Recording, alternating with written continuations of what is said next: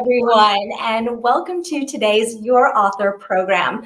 My name is Joanna Fabicon, Senior Librarian for the Children's Services Department, and I'm here with my amazing colleague, Shirley Lee, Children's Librarian from the Lincoln Heights branch of Los Angeles Public Library. It is our pleasure to host the Your Author series today.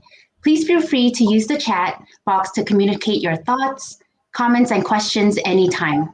Also, please email ecdept@lapl.org to be entered into our opportunity drawing to win LeUyen Pham's book, Outside Inside.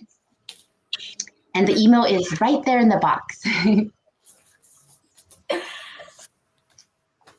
LeUyen has illustrated more than 50 books in various formats, and her work has received honors such as the Bronze Medal from the Society of Illustrators Los Angeles. Her book, Bear Came Along, is a Caldecott honoree. Prior to her time as an illustrator, LeUyen worked at Dreamworks Pictures as a layout artist. We want to thank our generous donors, the Lenore S and Bernard A. Greenberg Fund, and the Library Foundation for helping the library bring these amazing author and illustrator programs to all of us.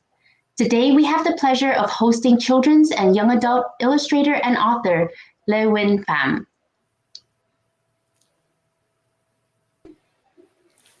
Hi, yay, I made it on. Hello. Do I get to just start chatting away, or how does this start going? Yes, I think present away. We're so excited. Yes. Okay, all right. Well, hello, everyone out there. My name is LeUyen Pham. I am in Los Angeles as well, so I'm with all you guys. In fact, I grew up in Los Angeles. I don't know if you guys knew that, but I grew up in Temple City, which is not too far from here. And so LA is kind of my home. I was out of here for a while. I was living in San Francisco, but I've been back in LA for a while. And now my friends think of LA as their home, even though they were born in San Francisco. They believe LA is their home. So technically, this is our home base. And yeah, it's a pleasure to be back here, and it's actually such an honor to be able to speak at the LA Public Library, because growing up, that's where I would spend all of my weekends. I would be my parents could not afford childcare, and they would drop us off on the weekends because the library was the one place where you could hang out for the whole time and play board games and read books, and free babysitting, really. It's basically free babysitting. It's pretty good. So I owe you guys a lot for that. But anyway, I'm here today to talk about, I've had a lot of books. Joanna, I've had 120 books come out, not 50. 120. Oh yeah. My goodness! I will correct myself. 100, over 100. I'm supposed to correct my Wikipedia page, but I'm trying to see how long I can go without actually touching my Wikipedia page and just seeing if people will do it for me. So, anyone else there wants to correct it? 120, baby. That's how okay. I like that. We're putting that call out, everyone. Let's get this corrected and updated. There you go. So I'm here to talk about my book, Outside Inside, which you guys asked me to feature. And this book, it's a really, really, really special book. It was written while I was here in LA, actually, because we've been here during all of lockdown. And I wanted to be able to give a chance to explain sort of how I made the book and what went on behind it, and what my thoughts were when I was making this particular book, because I've gotten a lot of amazing reaction for this particular book. And I have to admit, I didn't realize I was going to get the reaction that I did get for this book when I was doing it. And you kind of have to remember that books normally take about a year to produce. And so you get an idea for a book, you sell the idea for the book, and then a publisher will give you about 6 months to a year to finish it. And then a year after you submit it is how long it takes before the book actually comes to the bookstore. This book was conceived of right at the beginning of lockdown. I did not think it was going to be a book. I actually thought that I was just making a collection of memories of the time that my family was spending under lockdown, because I really did think that we were going to forget about some of these earlier moments. And the more I wrote about it, the more I just felt like there was something else there. And when I sent it to my publisher, she was kind of hesitant. She was sort of telling me, I don't think anyone wants a book about COVID. No one wants a book about the lockdown. Why would we want to remember this moment? She was telling me that she was getting a lot of manuscripts from people that just had these depressing stories, or they had stories that were not depressing, that were the opposite. They were showing families that were very lucky, and it wasn't a situation that people could be empathetic about. And she said, it's really hard to find that balance of explaining what happened without getting maudlin or without getting too over enthusiastic or too whatever. So when I sent her the book, she cried in the early sketch forms, and then I cried, and then everyone at the publishing house cried, and then they said, can you finish this in 3 weeks? And so I had about 3 weeks to do the book in order for it to come out at the beginning of the year. I do books fast, and I've done, like I said, over 120 books, but this was probably the quickest I'd ever conceived of, written, illustrated, and submitted a book. And it was during the early days of lockdown, and I'm glad actually that I had something to distract me during lockdown, because it was something for me to focus on, to be in the moment of what was happening all around the world and be able to sort of deal with it emotionally. So that's my intro to this. I'm going to do my to present. Can you guys all see the screen? I can't tell if you guys are seeing the screen. There we go. Okay. So I'm going to talk a little bit about the making behind Outside Inside. But before I do that, I wanted to remind us kind of what it was like early on. And I do this because it's been over a year since we've been in lockdown, and we're so jaded now. We're so tired. We're sick of everything that's going on. We've been wearing the masks and we're used to it. Like, our kids now understand that this is the normal. And I want to remind us of what it was like initially, like those first few weeks when all this was happening. And in those first few weeks, being in LA, if you remember how weird it was that within a day, everything got quiet. Like, everything got quiet. Suddenly outside, we didn't hear cars anymore. There was no more traffic in Los Angeles. When does that ever happen, that there was no traffic in Los Angeles? Planes weren't flying overhead anymore. It was just eerily quiet outside. People weren't out on the street. I live in Los Feliz, and the streets are always packed with people all day. And it was strange to not see anyone outside, see the cafes all empty. It's spring in LA, and it's super warm, and nobody was out.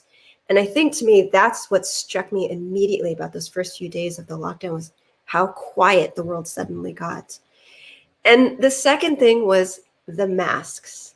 I remember that feeling of putting on the mask for the first time.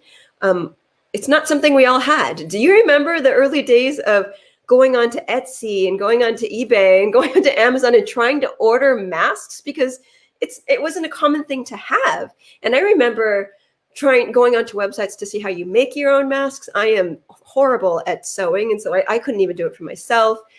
My sister-in-law, she works with a lot of hospital groups, and she was sweet enough to drop by a bunch of small medical masks, but there were only about 10 of them, and there's 4 of us in the family, and it's a one-time use only. I just remember being very flummoxed about the mask, trying to figure out where to order new masks. Going outside and seeing everybody with masks was a very strange sight, because it felt like something is wrong. Something is going on. We can't breathe the air anymore. There was the whole going into supermarkets, and all the supermarkets were gone. I know, Joanna, you're laughing, like you're looking like we all recognize this scene. Those first 2 or 3 weeks, do you remember the panic we all felt about, oh my gosh, is there going to be enough food? If everyone's at home, who's doing the farming? Who's sending the food out? Where's the food coming from? Are truckers not allowed to send food in? There were so many questions about where basic necessities were going to come from. And I just remember it was, again, within 2 days, we went into our supermarket, our local supermarket that, we take for granted is fully stocked, and it was emptied out. Like, the bread was gone, the pasta was gone. You couldn't order rice, you couldn't order flour, everything was just gone. And that was those early moments of panic where you thought, oh my God, is this a war situation? Is this what's happening? Have we just run out of things? The craziest thing was the toilet paper. To this day, I do not understand where all the toilet paper went. do we have a ton of toilet paper stashed in our basements or something? Because we couldn't all have used the toilets at the same time. So there are still some mysteries to those early days I haven't figured out. And while all these crazy things were going on, where suddenly it felt like everything that was straight was suddenly out of balance, and you walked around feeling strange. Suddenly, when I was going outside and I was taking walks with my kids and we had our masks on, the thing that calmed me down were the signs that started appearing in the windows of people's homes. And they were always drawn by kids, these really lovely signs that said things like, everything is going to be okay, or the sidewalk drawings. And I feel like all of these sidewalk drawings and posters happened at the same time. It was like a collective conscious among children where they all felt the need to put out a sense of comfort. And so they just popped up everywhere, and they popped up everywhere at the same time. I remember seeing news broadcasts about it, where in Canada, there was a big thing about little kids putting hearts in the windows, and they would just decorate a ton of hearts in the windows. And the minute I heard about it in Canada, suddenly I started noticing it all over the windows in our neighborhood. And the rainbow signs that were everywhere. I remember seeing the signs first in Italy, because the lockdown was very severe in Italy, and seeing all those rainbow signs in Italy and realizing that kids were saying the same messages everywhere around the world. It was happening everywhere. These moments of calm and of peace that were largely instigated by children. This was in our neighborhood in Los Feliz. There was this, I didn't even know my neighbors very well. I mean, I've lived in Los Angeles now in this neighborhood for about 5 years. And it was only in this last year of lockdown, where every day we would go out and we'd take a walk in our neighborhood, that I started to see who my neighbors actually were. And we had this very famous artists who lived just around the corner from us, and they painted this amazing mural. I would have never known who they were had we not walked past their place and watched them paint it every single day. It was these moments that made me feel like, as far apart as we all were, as isolated as we were all supposed to be, we weren't allowed to touch each other, but we were all reaching each other. And that touched me in some way. That made me feel like these moments have to be recorded. We have to remember all this that happened. Do you guys remember the teddy bear hunts in the windows? Did you have this in your neighborhood? Yeah, this was a big thing. I remember walking around the neighborhood with my sons and suddenly seeing these teddy bears in the windows and wondering, what's that all about? And a neighbor walking with a 3-year-old saying, no, it's a teddy bear hunt. There's a bunch of bears in the neighborhood. And my sons got really excited, and they suddenly wanted to extend their walks because they wanted to be able to find these bears in other neighborhoods. And again, this was happening all around the world. It wasn't like there was a worldwide guide on what to do during the coronavirus pandemic for kids. People just came up with these ideas, and they all instigated at the same time. I'm sure your kids had birthdays during the past year too. My son turned 10 on the very last day of school, June 15th last year. And he'd been looking forward to a birthday party, and of course we couldn't do it. But the drive-by birthday party, that was such a cool idea. And so many people did this, where you just drove by in your car and you honked, and everyone got to you got to be your friends got a chance to tell you, to let you know that they remembered your birthday and things like that. I was thinking, he's never going to have another drive-by party again in his life. Like, this is the one chance to do that. So, or he actually is. And his friend Truman also turned 10 on that day. So we did it together for the two of them. And the really cool one, I remember this, and we stopped doing it, I want to say probably right when Black Lives Matter started. But do you remember around 7 o'clock, or in Los Angeles, it was 8 o'clock every night, we would go out and we'd stand on our porch and we'd scream and we'd yell and we'd cheer for healthcare workers. Every night at 8 o'clock, my sons would come out. We'd have like our pots and our banging and our horns, and we'd scream at the top of our lungs. And living in LA, where we are, we could hear these little pockets of people yelling all over the city. And it was that one moment where the city came together, where I could tell so many people were on that same wavelength, and we were just all connected by us wanting to thank healthcare workers for doing what it was they do. And these were all things that were happening so early on that I feel like we've forgotten about these moments. We've forgotten how much we sort of all came together in those early days. And The hardest one, of course, was homeschooling.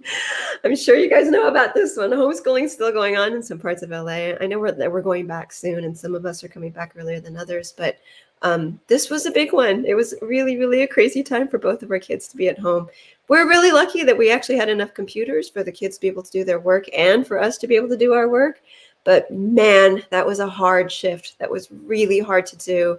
And I'm amazed at how well kids acclimated themselves to this new form of teaching. And of course, we're doing all this because of what was going on in the world and what was happening. And during this early time when I was sort of panicking about what was going on inside and watching what was happening on the streets and feeling this new sense of camaraderie with everyone that I knew on my block, at the same time, I was spending all my time on the computer reading about what is this virus? How do we contract it? How is this happening? How does it pass on so easily? And I want to say I spent probably about 2 or 3 weeks reading about what a difficult time healthcare workers were having, how they were using basically tape and plastic wrap to make safe their areas in the hospitals, to put up these impromptu emergency centers, and watching a doctor in scrubs taping up huge sheets of plastic with big duct tape. To me, I couldn't believe that this was happening. I couldn't believe that this was the state that our hospitals had reached. And I was watching all these news broadcasts where doctors were trying to explain, look, this is what's going on. And you're hearing about it, and it sounds like a flu, and it sounds like this or that, or something that sounds lighter. But when you actually go in and you see what these doctors have to go through and what happens to you when you enter the hospital and you have COVID, and essentially for the nurses interviewed saying that they understood that when a certain old person would come into the hospital, that the nurses would be the last people that they would see on the earth. Just reading these stories, it killed me to watch all this and to know that all this was going on, and to understand that these measures that we were taking, all those things that I just listed that we had to do, were just the basic minimum we needed to protect people that we loved, and to protect these healthcare workers. And all of this culminated together for me. And I just remember thinking, I need to make something out of this. I need to record this in some way. And I didn't want to be political. I didn't want to write a book that people could deny. I didn't want to say, to espouse a belief. I just wanted to show how amazing everybody was during those early days. And that's what Outside Inside is. It's a collection of those memories of those early days. So I'm going to read you the book now. And I haven't read this book in a while, so I tend to get a little emotional when I read it. So forgive me. Outside Inside. Something strange happened on an unremarkable day just before the season changed. Everybody who was outside went inside.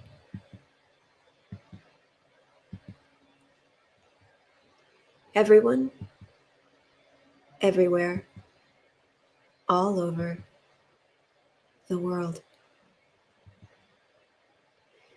Everyone just went inside, shut their doors, and waited.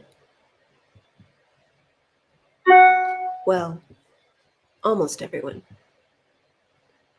Some people needed to be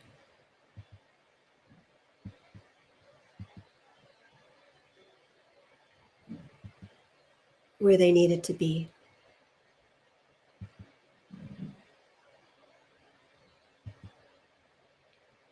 Outside, the sky was quiet, but the wind still blew, and birds kept singing. Raccoons came out, and squirrels played in the streets, but the cars stayed away.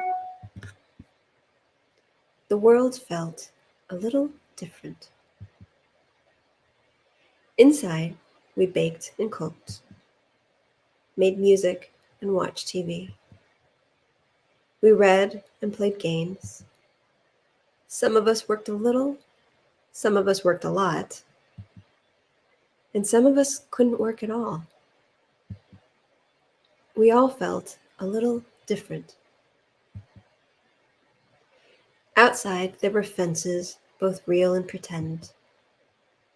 Swings sat still, and slides were lonely. Bells didn't ring, and halls were empty. We had birthdays without parties, shared words without sounds, and reached each other without touching. The world was changing a tiny bit outside. Inside, we waited and we worried. We laughed and we cried and we tried to breathe. We made things together and did things alone. We hoped and prayed and wished. We were all changing a tiny bit inside. Outside, the world kept growing. Inside, we kept growing too.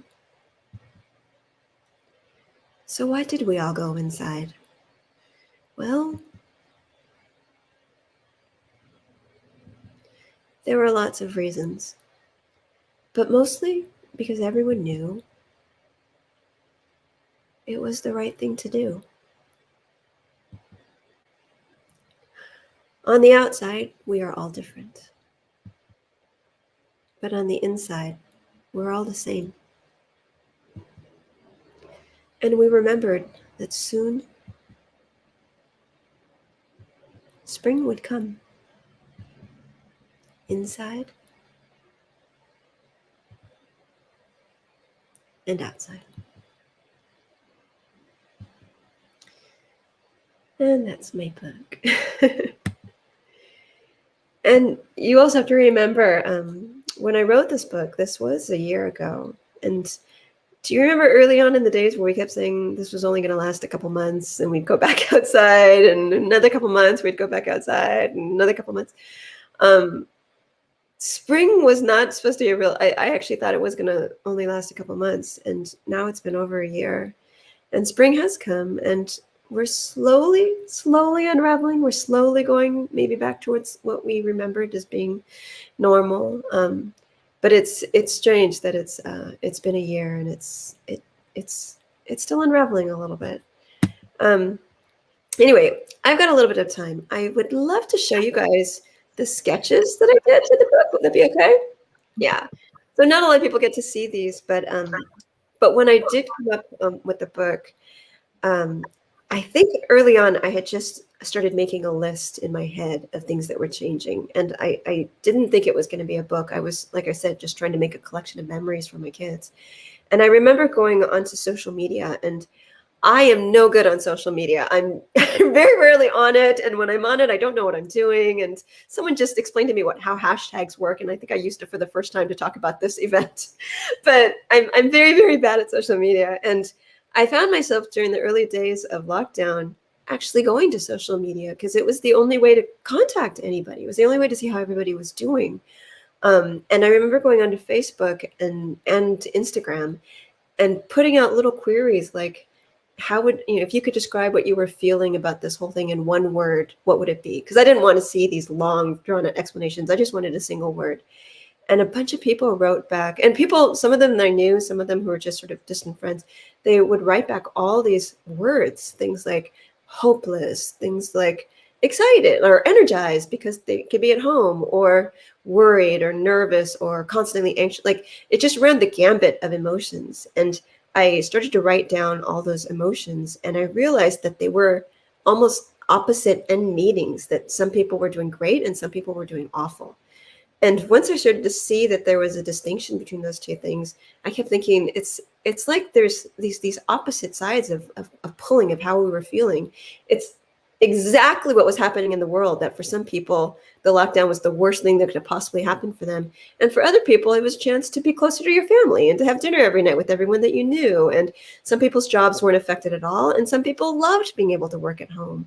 And it was this dichotomy of emotions that made me think, there's something here. There's something where you can constantly compare what's going on the outside with what's going on the inside. And this first piece that I did was actually done for a museum, the Eric Carle Museum. They had contacted a bunch of artists and asked them to submit pieces of what they were doing during the early days of lockdown. And a lot of artists were doing pictures of the background painting or backyard paintings, and they were in their backyards and painting, or they were showing work that they were doing. And I couldn't get that strange image of how much things had changed out of my head. So I made these two images, and those were the first two images of the book. But those were the two images that I'd sent to the Eric Carle Museum. And the reaction that I got from it was sincere and heavy. And people were saying, that's exactly what we're feeling. And that's when I thought, this is going on everywhere. Like this, I should be showing this everywhere. And when I talked to my editor about writing this book, she was saying that she was a little sick of just hearing the Western interpretation of what was going on, that it felt like people who had very lucky lives were writing about their experiences at home and taking advantage of things. And she said, I'd really like to see a book that shows what was happening around the world, to show that this wasn't just a Western phenomenon. It was a universal, global phenomenon. And I had those words in my head, and I thought, she's absolutely right. Like, I want to show my kids what was happening everywhere, that this was not unique to our world. So in the book, I referenced as much as I could of places all around the world. And I did research in what was happening in India, what was happening in China, what was happening in Japan to people who were going through these lockdowns. And so as a consequence, every image that you see in the book, every drawing that you see, every person is actually based on a real person, a real face somewhere around the world. I didn't make up anybody in this book. And this image, the image that was of the hospital, is actually the hospital in Brooklyn. And it was one of the first hospitals that was most hard hit. And I'd spent a great deal of time watching footage that had been made by a doctor who was going through, taking her camera and giving it to a news company because she wanted to show people what was happening behind the scenes. And the more I watched that, the more I thought, I have to include an image of what was going on inside the hospitals. And every single one of those images, all those scenes that you see in the hospital, are real people. They're all based on real people that, that were suffering through COVID, all those nurses that you see. In fact, that image there that I had in the book, that's a real picture. And I remember seeing that one on Instagram and crying when I saw it, because I was just so moved by this man feeling compelled to come back and talk about and thank these nurses for saving his wife's life. And I thought, these are the moments, these are the memories that we really need to remember from all of this. And the same thing, all these images of inside the house, that list that I had said I'd collected from my friends on Facebook and on Instagram, I took the words and I made sure that every single word that they listed was represented somewhere in the book. And then, I don't know if my friends knew it, I told them about it. I just borrowed faces of everybody that I knew. And that's actually me with my son, the one that's on the phone, on the computer at school, because that's how frazzled we were. But all of these other people are either friends of my son's or people that I know peripherally. And this image here too, that shows what were going on inside around the world, those were all based on real people, real stories from everywhere. And man, if we thought we had it hard here, it was so hard in other places in the world. In China, my God, those early days of lockdown, you couldn't take your dog out for a walk. People were having to teach their dogs to go to the bathroom in the bathroom and cleaning up after them. And they were just walking around their apartment buildings, and a lot of them would go up on their rooftops just to get any sort of fresh air. So all these things that we thought we were experiencing, it was just that there's that sensation to think that it's happening just to us, but it was just happening everywhere. And I think this image here was probably one of the hardest images to do, because all these people are real people. My mom's on there and my dad's on there. My mom was actually going through chemotherapy during all this time, and we were terrified because she would be one of the vulnerable population. And my dad had just gone to a nursing home for the first time, and suddenly we couldn't go visit him anymore. And the people that you see that are painted sort of tinged in blue are people who I saw in those early days who had died from COVID. And a lot of them are some sort of more well-known figures. Some aren't. And the ones that break my heart are some of them left families behind. And you can see that by the blue the blue people touching the colored people. It was tough. It was a really, really tough book to do. But it was necessary. I felt like it was a necessary book for me to do. And I've just been surprised since the book has come out that it has reached a lot of people. And I never go on Goodreads. I never like to read reviews of my books, but I was surprised at how many people read it and said, we cried through this book. And I can't see it without pulling my own experience out of it. So it's always a little amazing to see how other people react to this book. This book was also done on my iPad, so I have the rare ability to record my painting of it while it was done. I'm actually going to show you guys the little movie. This was the making of this particular painting, and you'll see all the different levels of how I was able to do it and how I painted it. And again, you'll see my photo reference pulled on there. I was really adamant that you could see references from all around the world. And I picked countries that were most affected by COVID. And each of those countries are featured here through one of the building styles, through one of the window styles. And then I filled them with real faces of real kids from around the world. And I think what I was feeling the most during this book was, this came at such a weird time. There it is. That's the completion of it. This book came during such a weird time in our country's history. You know, we were right before an election. Our country has never been more split apart than ever. If anything, a virus like this should have brought us all together. I mean, it should have made us all realize that we're all human. And that, for me, was the ultimate message in the book, that it does not matter what we look like on the outside, that on the inside, we are all the same. We are literally humans, flesh and blood, and we can be susceptible to the same virus. And at the same time, we can also create connect with each other in a way that we've never been able to connect before. And I feel like those signs that kids drew, those chalk drawings that were made, those are the things that kept me going through all of this, that I kept thinking, kids are out there and the kids believe that things are going to get better. And that sustained me as an adult. It like fed me through some of these more dire times. And that's it. We're all the same on the inside. Anyway, that's the end of my spiel. I've given you guys way too much information about the inside of the book, but I hope you like it in some way. I'm going to close this out and open this up too. I'm looking at the comments, and just to read some of the comments after your reading. Your book is fantastic. Love this book. So beautiful. That's so beautiful.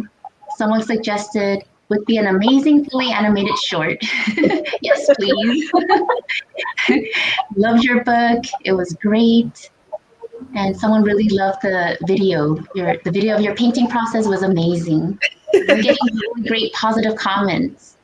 Thank you. It's always nice to be able to. I mean, it's hard to read this book in front of people. Gosh, I haven't read it in front of people in a while.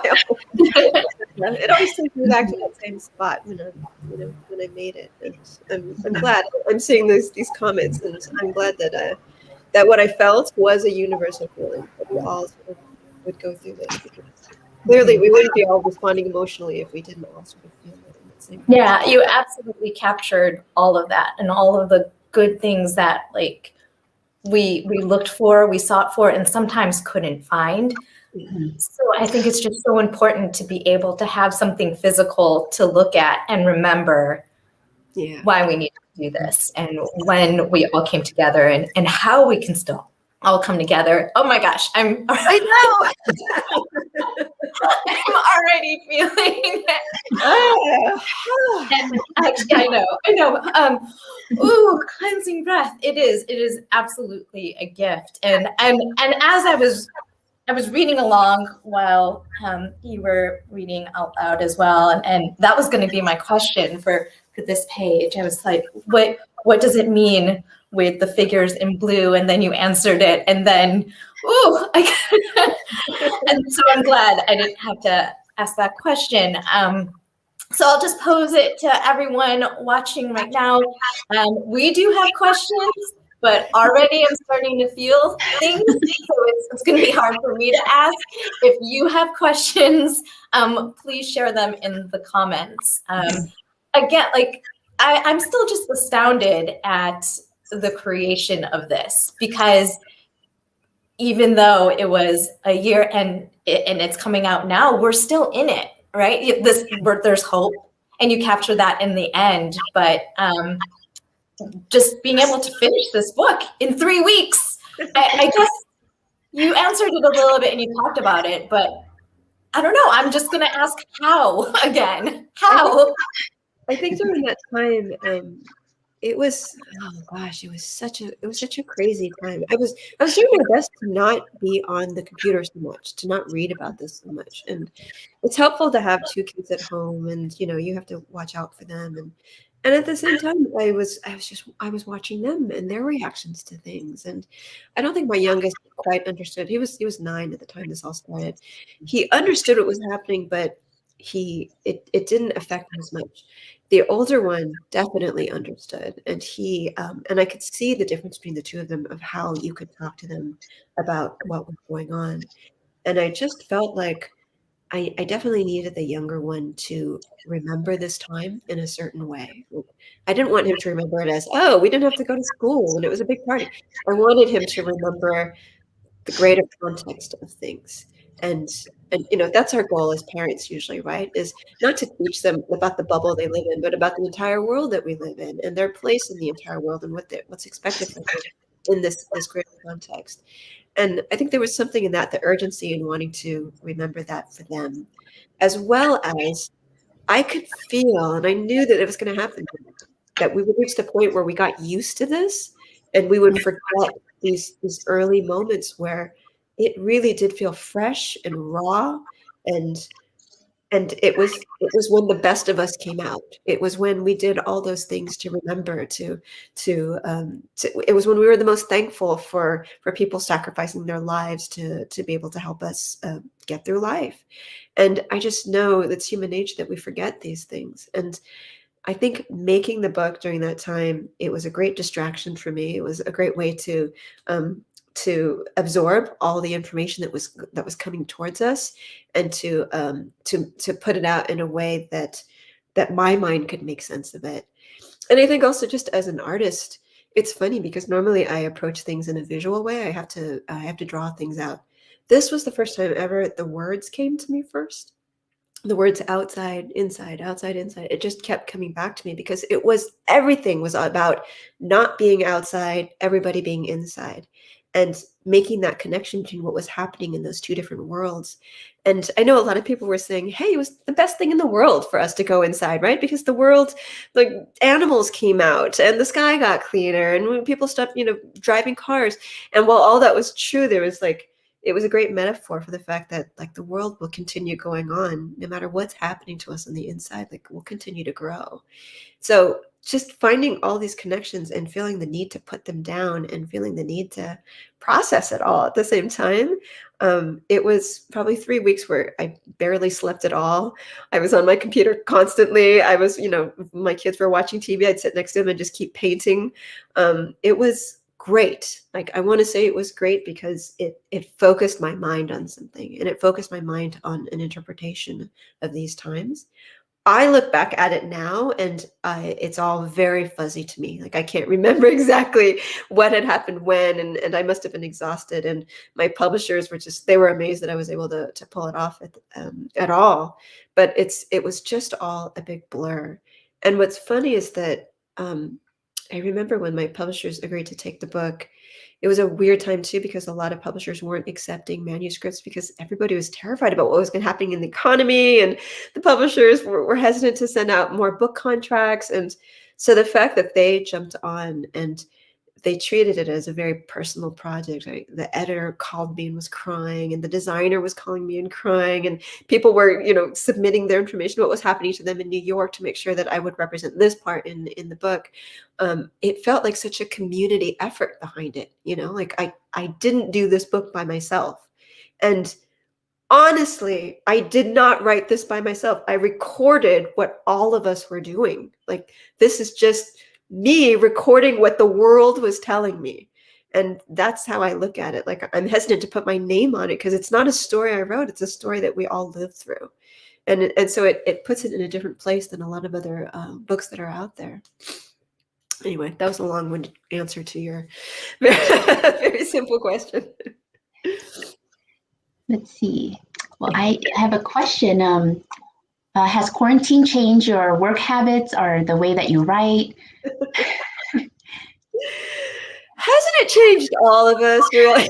It really has. Yeah. I always I was used to having the house to myself, my kids going off to school and my husband going to work, and getting these big chunks of time. I have learned now to work with lots of noise in the house. I have learned to stay up later at night to get things done at night rather than during the day. Um, I want to say it's made me a lot more grateful for what I do. And I'm not saying that to sound facetious or anything. I mean it. Like, it's a great job I have. It's an amazing job I have. And I never understood how lucky I am because nothing changed for me other than the house became full of people. But every feeling that I felt, I had an outlet for it in my work. It wasn't like I had to go to work and put on a mask and put on a different face to behave in a certain way in front of a group of people. I just got to be more of me, more. Like I got to feel things more and put it out on paper more. And so I think if anything, it's made me a lot more feeling as an artist and a lot more empathetic as a writer because yeah, I don't think we can all go through this experience without growing a little bit on the inside. And that's how I grew. I think I just got a lot more sensitive to what's going out there. But yeah, that's all that's changed. Otherwise, I still work a lot. I don't sleep.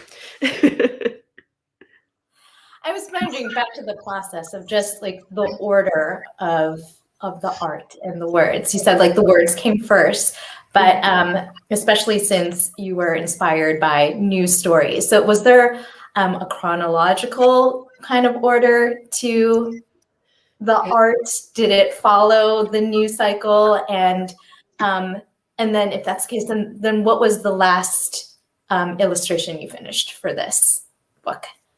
It must have been because I was so tired when I did it, and because I was, like I said, in that haze. I've really got to put myself back into that time. I'm sure there was a chronology to it.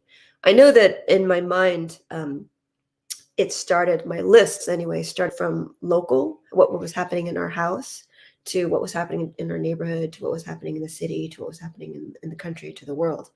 And to an extent, the book is sort of like that. It starts with everybody just goes inside, and then it starts with a local neighborhood first, and it shows what happens in the neighborhood. And then the next image, it shows what happens in a whole community. And the next image, it shows what happens in the entire world. So I think it grew with my expansion of what I was understanding, what was happening outside in the world. But what I think is interesting is I want to say the Black Lives Matter, the George Floyd incident occurred over the summer. And I remember that I was very affected by that and what was going on. And I think I had just completed the illustrations for the book when the world was flaring up again into civil unrest and all these demonstrations were going on. And I felt like I needed to record that somewhere in the book. But I didn't want to make it the overriding message because it was a year fraught with so many different tensions. But I needed to pay homage to it in some way.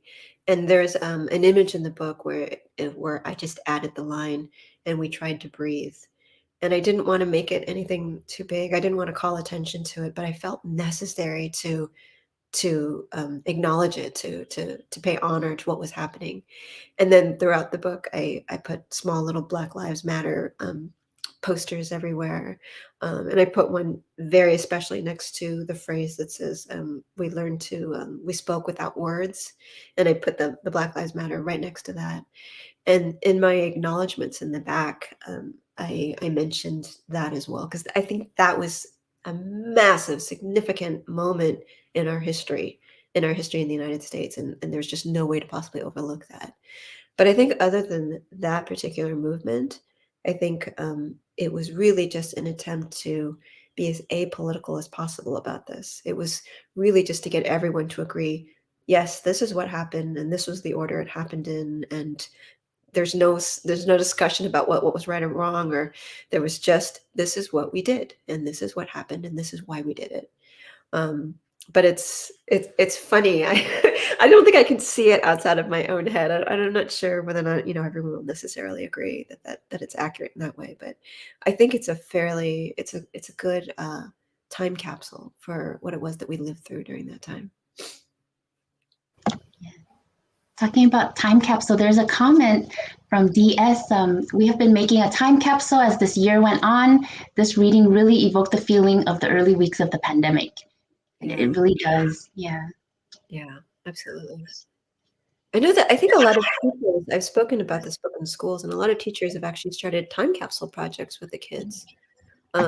Early on, and they would have them write little journals about how they felt early in the lockdown. I think those are probably fascinating, what it was that the kids recorded during all of this time. I'd love to dig into kids' brains and see what they remember from all of this. And I don't know, maybe this book will kind of stir some of that up. No, I do remember there was a template, like a little coloring sheet that went around with schools. Like, what are you doing at home? How are you remembering this moment right now? It's just really encouraging them to, take stock, keep their memories. And you're right, we do forget. Let's see, I'm looking at the comments, and there is the question. It's a happy, sad question, because it does talk about your Caldecott win, but it asks, were you disappointed that you didn't have a bigger celebration for it? Oh, I want to thank the viewer, whoever it was that said that. That's very sweet of you to wonder about that. You want to know something funny? I wasn't bothered at all. I was kind of I was a bit relieved not to have to go. Are you sure? I kind of was. I would have been like, we would have celebrated. It was such a strange year. It was one of the last things I was really kind of worried about. But no. I'm honestly, I love going and hanging out with everyone who does books, and I've been sad because conferences and conventions like that are the only time you get to see your friends, because we all live scattered, and when you go to these conventions, it's just like a chance to hang out with all your buddies.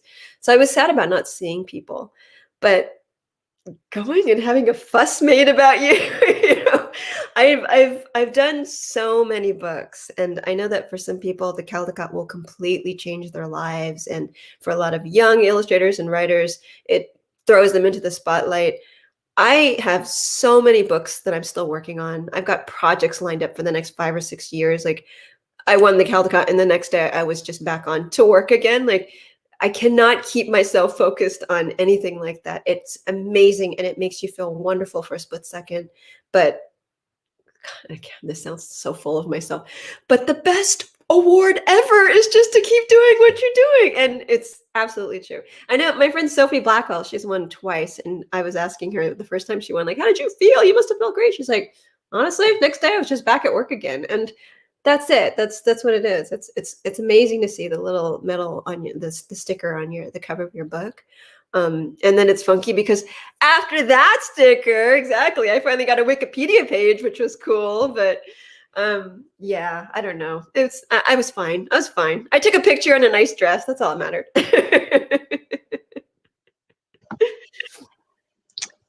Let's see. Well, I have a question.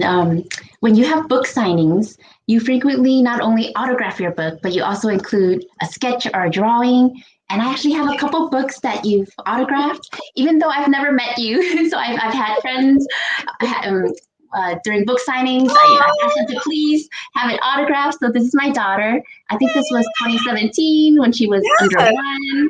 And then she's now 4, going on 5, but this is the newest autograph here, and she was super excited to see herself as Princess in Black. So you include sketches like these, and also this one from Itty Bitty Kitty Corn.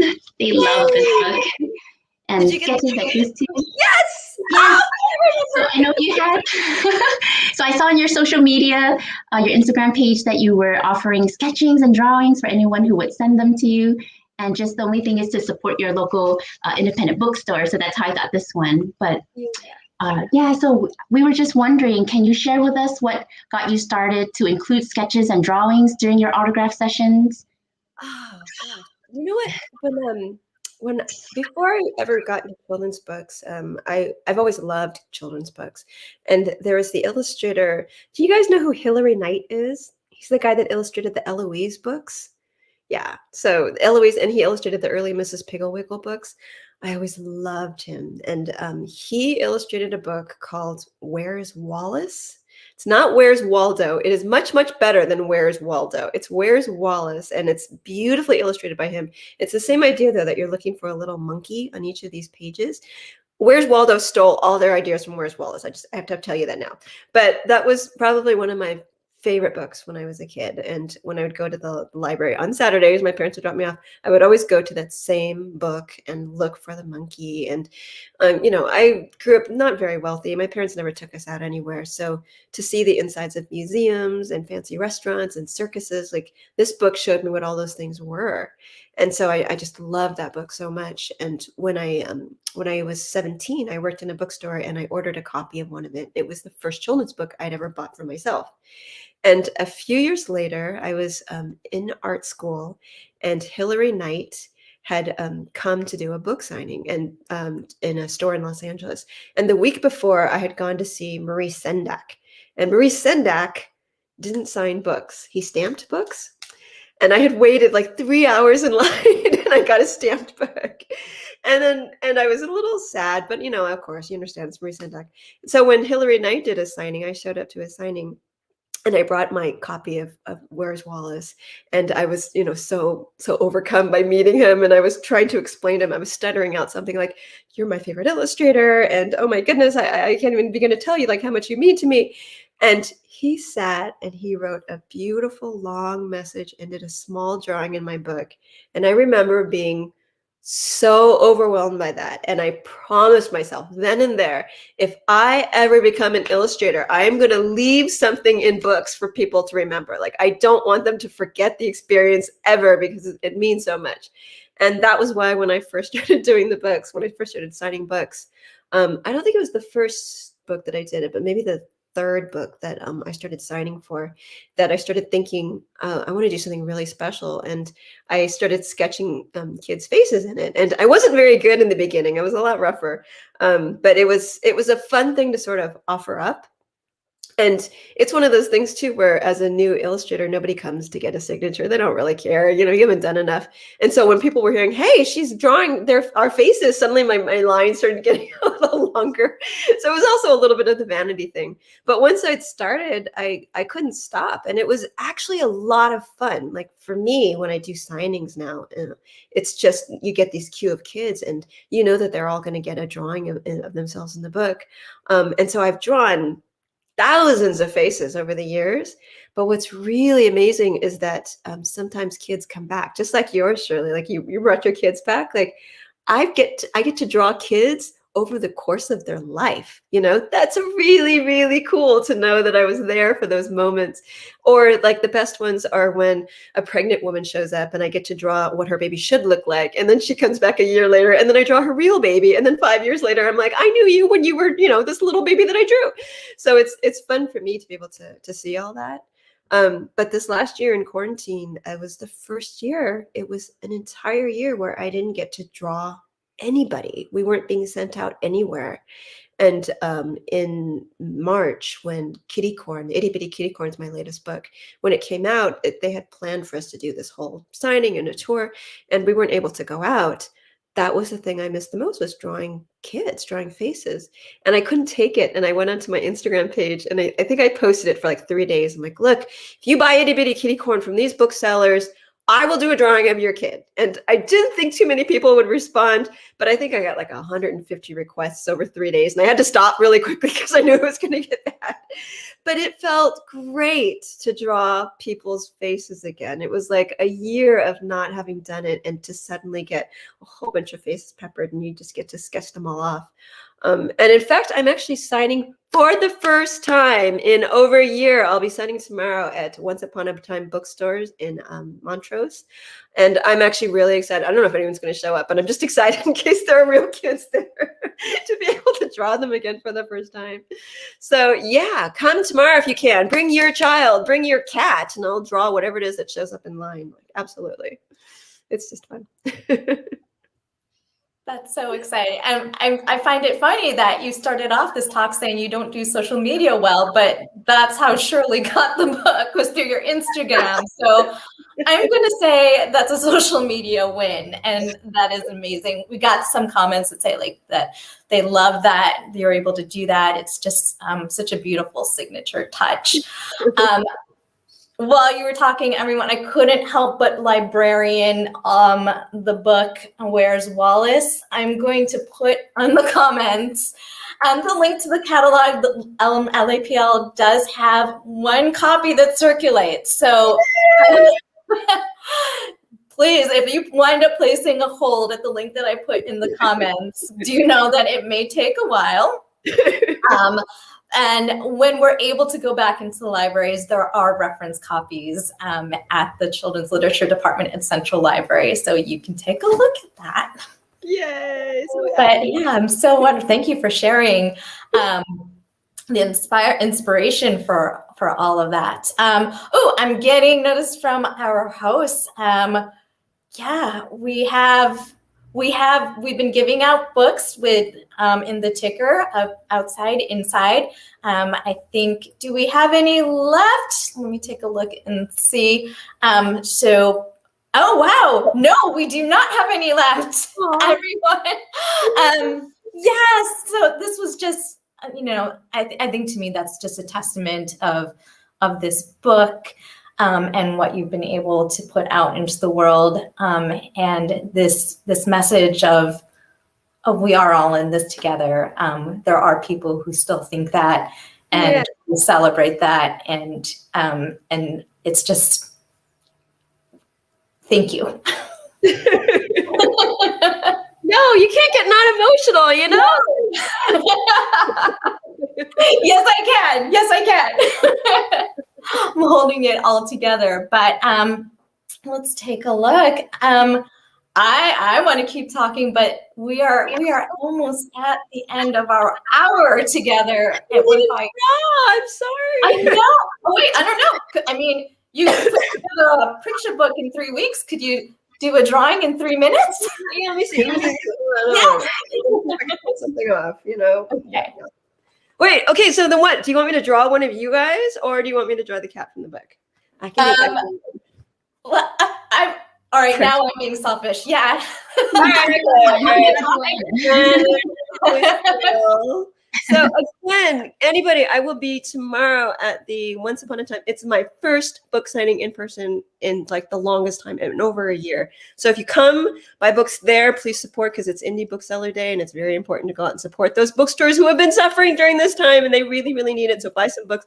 Even if you don't buy my book, just buy a book, and I'll probably sign it for you anyway, because I'll be that happy to sign. Okay, stay still, Joanna. Okay. And if you can do this, I am going to do a drawing for you if you come, especially if you bring your kids, because I love drawing kids. Let's see. And usually I use a little brush pen, but I'm going to do the offer tomorrow too of doing a digital drawing in color for you if you want, so you can use it as your avatar on Facebook or something. That would be amazing. Yes. This one is not the version I do. This is like more of a traditional drawing that I would do, but the avatar one is just in color. Let's see. I gotta put your ponytail back there. Yes, I'm like, can you get my ponytail in? Yeah, because I always notice that little girls get really upset if I draw them without the length of their hair all the way in there. So gotta make sure that's in there. Thank you. And this is the part where it's always like the tough one. And okay, do I have to stay still for this one? All right, I'm trying. I'm super fast. Don't worry. You want to like a squirming baby, so it's okay. So you're not anywhere like a squirming baby, so you're fine. Like that. And Shirley, how was Belle when she was drawing her?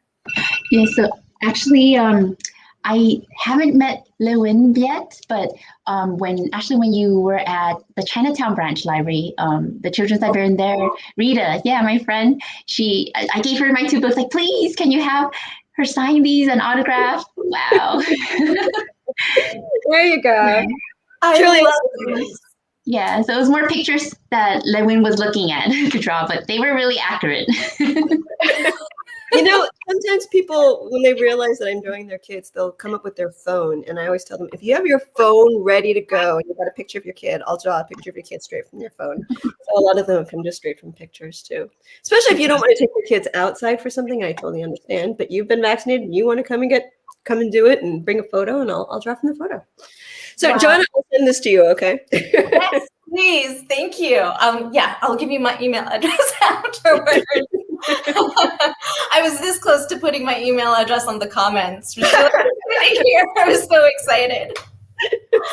Oh my goodness. Well, yes, just a reminder, LeUyen will be at Once Upon a Time bookstore tomorrow, and it's same book. They'll be able to purchase the book there.